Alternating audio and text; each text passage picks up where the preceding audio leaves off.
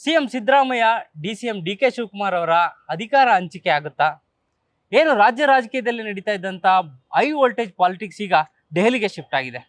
ಈ ದೆಹಲಿ ರಾಜಕಾರಣದ ಬಗ್ಗೆ ನಮ್ಮ ಅಸಿಸ್ಟೆಂಟ್ ಎಡಿಟರ್ ಆದಂಥ ಕೆ.ವಿ. ಪರಮೇಶ್ವರ್ ಇದ್ದಾರೆ. ಸರ್, ಕರ್ನಾಟಕದ ರಾಜಕೀಯ ಆಲ್ಮೋಸ್ಟ್ ಡೆಲ್ಲಿಗೆ ಶಿಫ್ಟ್ ಆಗುತ್ತಾ ಇವತ್ತು ಅಥವಾ ನಾಳೆ? 100% ಆಗ್ತಾ ಇದೆ.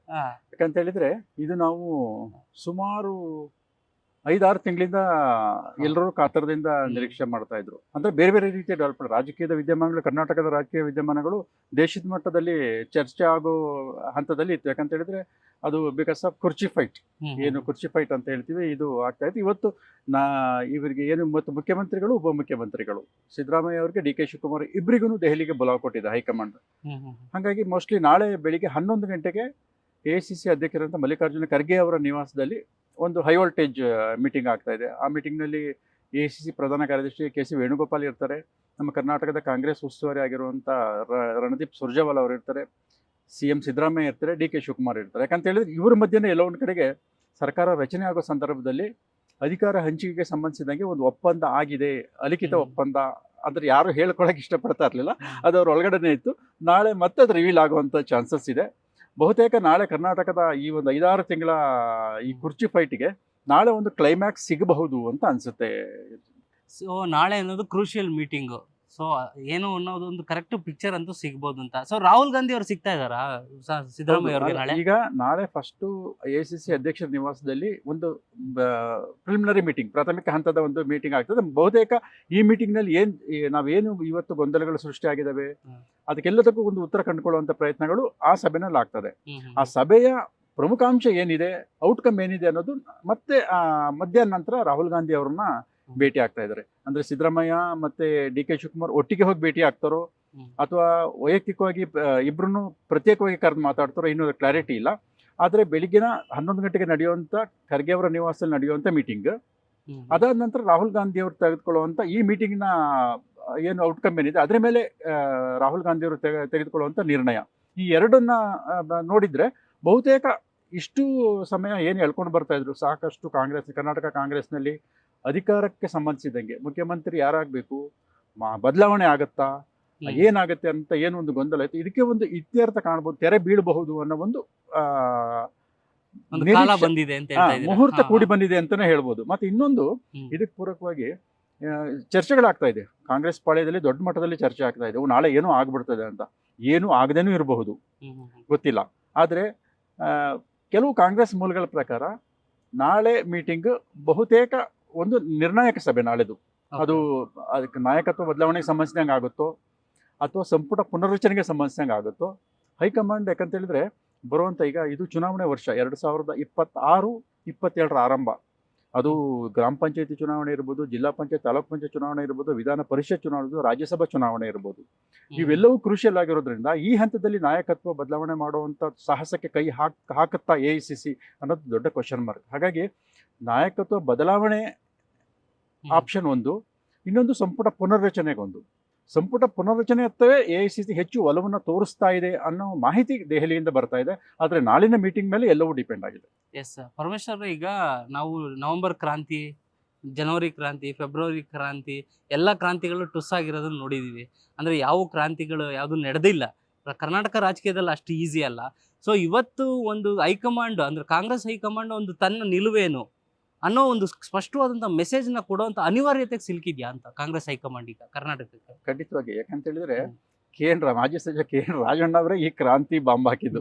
ಅದು ಸೆಪ್ಟೆಂಬರ್ ಕ್ರಾಂತಿ ಅಂದ್ರೂ ಆಗಲಿಲ್ಲ, ಆಗಸ್ಟ್ ಕ್ರಾಂತಿ ಅಂದ್ರೂ ಆಗಲಿಲ್ಲ, ಸೆಪ್ಟೆಂಬರ್ ಅಂದ್ರೂ ಆಗಲಿಲ್ಲ, ನವೆಂಬರ್ ಅಂದ್ರೂ ಆಗಲಿಲ್ಲ, ಡಿಸೆಂಬರ್ಗೆ ಆಗ್ತದೆ ಆಗಲಿಲ್ಲ, ಜನವರಿಗೆ 14 ಸಂಕ್ರಾಂತಿ ಟೈಮಲ್ಲಿ ಕ್ರಾಂತಿ ಆಗ್ತದೆ ಆಗಲಿಲ್ಲ. ಸುಮಾರು ಕ್ರಾಂತಿಗಳದು. ಈಗ ಈ ಕ್ರಾಂತಿಯಿಂದ ಶಾಂತಿ ಕಡೆ ಹೋಗುವಂಥ ಒಂದು ಪ್ರಯತ್ನಗಳು ಸೀರಿಯಸ್ ಆಗಿ ನಡೀತಾ ಇದೆ.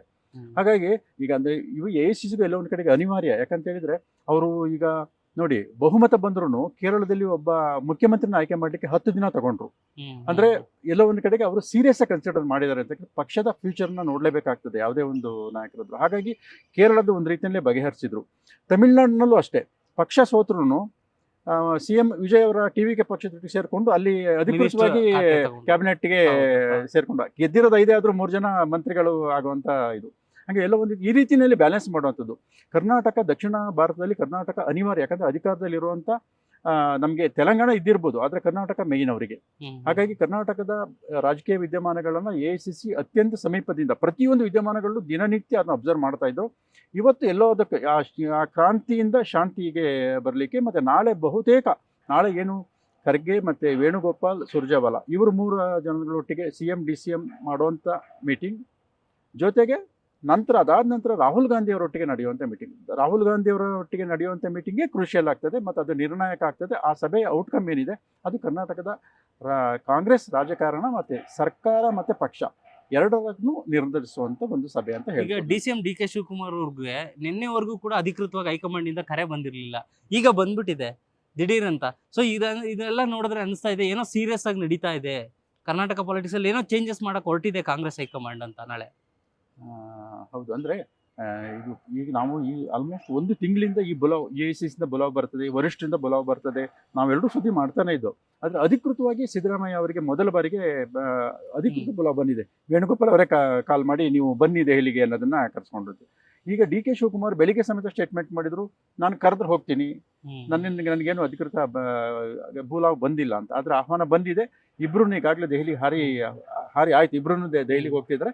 ನಾಳಿನ ಸಭೆ ಏನಿದೆ ಇದು ಬಹುತೇಕ ಒಂದು ರೀತಿಯಲ್ಲಿ ಕರ್ನಾಟಕದ ಕಾಂಗ್ರೆಸ್ನ ಎಲ್ಲ ವಿದ್ಯಮಾನಗಳಿಗೆ ಒಂದು ಕ್ಲೈಮ್ಯಾಕ್ಸ್ ಅಂತಾನೆ ಹೇಳ್ಬೋದು. ಓಕೆ, ಸಿದ್ದರಾಮಯ್ಯನವರು ಹೋಗ್ತಿದ್ದಾರೆ, DK ಶಿವಕುಮಾರ್ ಅವರು ಹೋಗ್ತಿದ್ದಾರೆ, ಅದ್ರ ಜೊತೆಗೆ ಒಂದಷ್ಟು ಜನ MLA ದಂಡೆ ಹೋಗ್ತಾ ಇದೆಯಲ್ಲ, ಅದು ಇಂಪಾರ್ಟೆಂಟ್ ಈಗ ಅಲ್ವಾ? ಅದು ಪ್ರಮುಖ. ಯಾಕಂತ ಹೇಳಿದ್ರೆ ನಾನು ಆಗ್ಲೇ ಉಲ್ಲೇಖ ಮಾಡಿದಾಗೆ ಬಹುತೇಕ ನಾಯಕತ್ವ ಬದಲಾವಣೆಗಿಂತ ಸಂಪುಟ ಪುನರ್ರಚನೆಗೆ AICC ಹೆಚ್ಚಿನ ಒಲವು ತೋರಬಹುದು ಅನ್ನೋ ಒಂದು ಏನಿದೆ. ಆ ಕಾರಣಕ್ಕೆ ಒಂದು ಸಿದ್ದರಾಮಯ್ಯ ಅವರ ಬೆಂಬಲಿತ ದೊಡ್ಡ ಹಿರಿಯ ಸಚಿವರು, ಈಗ ಅದು ಜಾರಕಿಹೊಳಿ ಇರ್ಬೋದು, ಮಾದೇವಪ್ಪ ಅವರು ಇರ್ಬೋದು, MB ಪಾಟೀಲ್ ಅವರು ಇರ್ಬೋದು, KJ ಜಾರ್ಜ್ ಅವರು ಇರ್ಬೋದು, ಈ ರೀತಿಯಲ್ಲಿ ಒಂದು 7-8 ಮಂದಿ ಸಚಿವರು ಸಿದ್ದರಾಮಯ್ಯ ಅವರೊಟ್ಟಿಗೆ ದೆಹಲಿಗೆ ಹೋಗ್ತಾ ಇದ್ದಾರೆ. ಅದಕ್ಕಿಂತ ಮುಖ್ಯವಾದದ್ದು ಅಂತ ಹೇಳಿದ್ರೆ, ಯಾರು ಸಚಿವಾಕಾಂಕ್ಷಿಗಳಿದ್ದಾರೆ, ಅದು ಹಿರಿಯರು 3-4 ಬಾರಿ ಗೆದ್ದಿರೋರು ಇರ್ಬೋದು, ಹೊಸಮುಖಗಳಿರ್ಬೋದು, ಪರಿಷತ್ ಸದಸ್ಯರಿರ್ಬೋದು, ಅಲ್ಪಸಂಖ್ಯಾತ ಸಮುದಾಯ, ಎಲ್ಲ ಈ ಶಾಸಕರು ಏನಿದ್ದಾರೆ ದೊಡ್ಡ ತಂಡನೇ ಡೆಲ್ಲಿಗೆ ಹೋಗ್ತಾ ಇದೆ. ಅಂದರೆ ಇದು ಇಂಪಾರ್ಟೆಂಟ್. ಯಾಕಂದ್ರೆ ಒಂದು ರೀತಿ ಅವ್ರಿಗೆಲ್ಲ ಒಂದು ಕಡೆಗೆ ಸಂಪುಟ ಪುನರ್ರಚನೆ ಆಗುತ್ತೆ ಅನ್ನೋ ಕ್ಲೂ ಸಿಕ್ಕಿದೆಯಾ ಅನ್ನೋ ಒಂದು ಅನುಮಾನಕ್ಕೂ ಇವತ್ತಿನ ವಿದ್ಯಮಾನಗಳು ಸಾಕ್ಷಿ ಆಗ್ತಾ ಇದ್ದಾವೆ. ಸೊ ಇಲ್ಲಿ ಪ್ರಮುಖವಾಗಿ ಏನ್ ಹೈಕಮಾಂಡ್ ಏನ್ ತೀರ್ಮಾನ ತಗೊಳ್ತಾ ಅನ್ನೋದು ಇಂಪಾರ್ಟೆಂಟ್ ಆದ್ರೂ DK ಶಿವಕುಮಾರ್ ಅವ್ರನ್ನ ಹೆಂಗ್ ಒಪ್ಪಿಸ್ತಾರೆ ಅನ್ನೋದು ಇಂಪಾರ್ಟೆಂಟ್. DK ಶಿವಕುಮಾರ್ ಏನಾದ್ರು ಬೇಡಿಕೆ ಇಟ್ಟು ಅವ್ರ ಬೇಡಿಕೆ ನನ್ನ ತಮ್ಮನಿಗೆ ಇಂಥ ಸ್ಥಾನ ಬೇಕು, ಆ ಥರ DK ಶಿವಕುಮಾರ್ ಅವರು ಪಟ್ಟಿ ಹಿಡಿಯೋ ಸಾಧ್ಯತೆ ಇದೆಯಾ ಅಂತ ಈಗಿನ ಸಿಚುವೇಶನ್ ಅಲ್ಲಿ?